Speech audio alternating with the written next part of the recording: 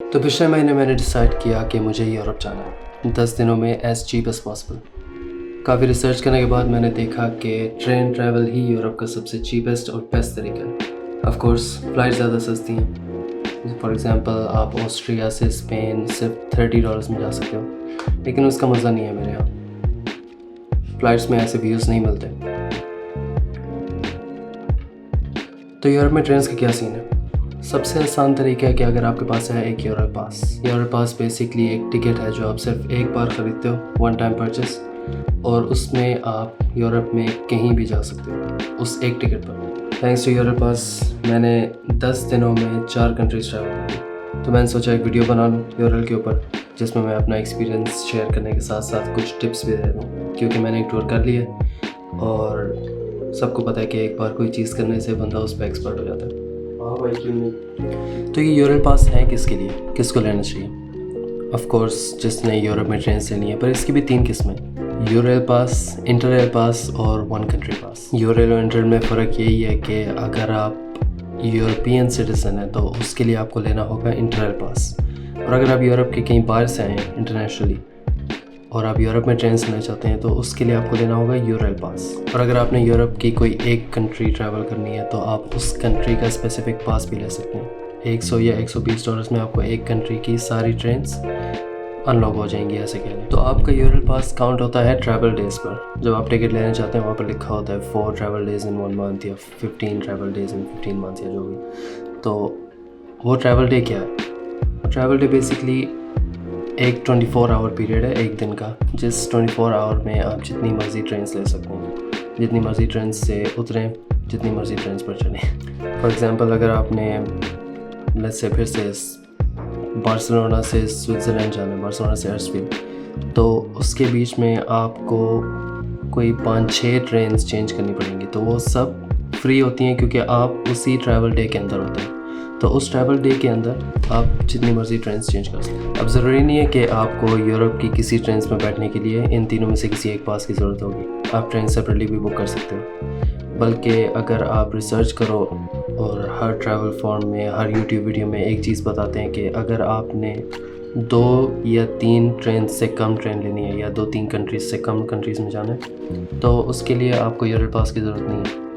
इससे अच्छा आप ट्रेन सेपरेटली बुक कर लो। मुझे पर्सनली ये टिप बेकार लगी, स्पेशली मेरे केस में, क्योंकि मेरा प्लान था 3 कंट्रीज़ का: स्पेन, जर्मनी और स्विट्ज़रलैंड। तो अगर मैं देखूं सिर्फ स्पेन से स्विट्ज़रलैंड, बार्सिलोना से हडर्सफील्ड, अगर सेपरेट टिकट्स देखो तो होती है $306 की, और मेरा टोटल यूरो पास मुझे पड़ा सिर्फ $261 का।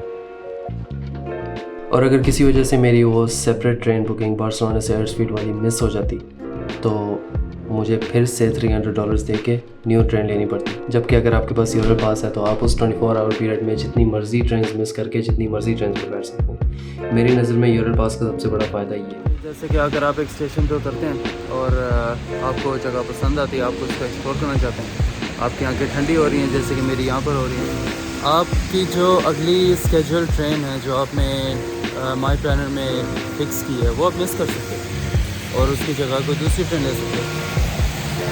यानी इट्स फ्लेक्सिबल, आप अपनी रूटीन पे खुद चलते हैं।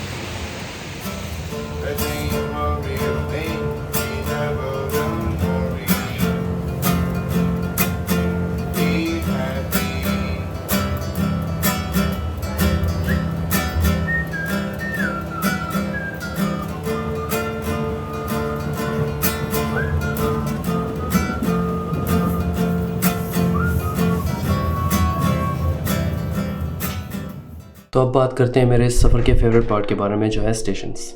अगर आपने लॉन्ग डिस्टेंस ट्रेन्स ली हैं तो ऑफ कोर्स आपको बीच में बहुत ट्रेन्स चेंज करनी पड़ेंगी। वो ट्रेन कभी डायरेक्ट नहीं जाती, तो इस ट्रेन चेंज करने के चक्कर में आपको बहुत सारे स्टेशन पे भी रुकना पड़ेगा। स्टेशन हर तरह के हो सकते हैं, कभी किसी गांव के पास, कभी सिटी, कभी इवन ट्रैक्स के पास। कभी अगली ट्रेन 10 मिनट में आ जाती है, कभी अगली ट्रेन कुछ घंटों में, और अक्सर ऐसा भी होता है कि एक ट्रेन आपको रात 10 बजे वहाँ पर छोड़ती है स्टेशन पर और अगली ट्रेन सुबह 6 बजे जाती है। तो ओवरनाइट स्टे के भी चांसेस हैं। लेकिन मेरे लिए ये स्टेशंस का टाइम, ट्रेन चेंज करने का टाइम बहुत अच्छा होता है, क्योंकि आपको एक नई जगह पे उतारा जाता है। तो उस टाइम में आप वो जगह एक्सप्लोर कर सकते हो, अलग अलग लोगों से मिल सकते हो। लेकिन फिर भी अगर आपको लंबे स्टेज नहीं पसंद तो आप बुक करने से पहले ये चेक कर सकते हो कि इस स्केड्यूल में, इस ट्रेन में ओवरनाइट स्टे स्केड्यूल है। अगर है तो आप दूसरी ट्रेन बुक कर सकते हो। तो इसीलिए हर चीज़ में रिसर्च ज़रूरी है, हर ट्रेन से पहले रिसर्च ज़रूरी है, क्योंकि आपका स्केड्यूल आपके हाथ में है और हर चीज़ बहुत फ्लेक्सिबल है। वैसे इसके बहुत चांस है, लेकिन अगर आपका कभी भी एवेन्यून सेंटर पे स्टे हुआ यूआरएल का, नॉट रिकमेंडेड। इस जगह पे टॉयलेट्स भी नहीं है, इस जगह पे बैठने की जगह भी नहीं है, आसपास होटल्स भी नहीं है। तो होपफुली वीडियो किसी काम की थी आपके नेक्स्ट ईयर ट्रिप के लिए। मैंने कोशिश तो पूरी की कि मैं ज़्यादा से ज़्यादा पॉइंट्स इस वीडियो में डालूं, लेकिन अगर मैंने कुछ मिस किया तो मुझे प्लीज़ नीचे बताएं, क्योंकि मैंने एक और वीडियो बनानी है। मुझे ये टॉपिक मिल गया, मैंने इसको थोड़ा निचोड़ना है। नहीं, लेकिन सीरियसली यूआरएल पास मेरे लिए बहुत फ़ायदेमंद था। मुझे नहीं पता कि इसके बगैर मेरा ये ट्रिप इतना स्मूथली कैसे जाता। तो जैसे कि मैंने कहा कि अगर मैंने कुछ मिस किया मुझे बताएं, और मिलते हैं नेक्स्ट वीडियो में। अल्लाह हाफ़िज़।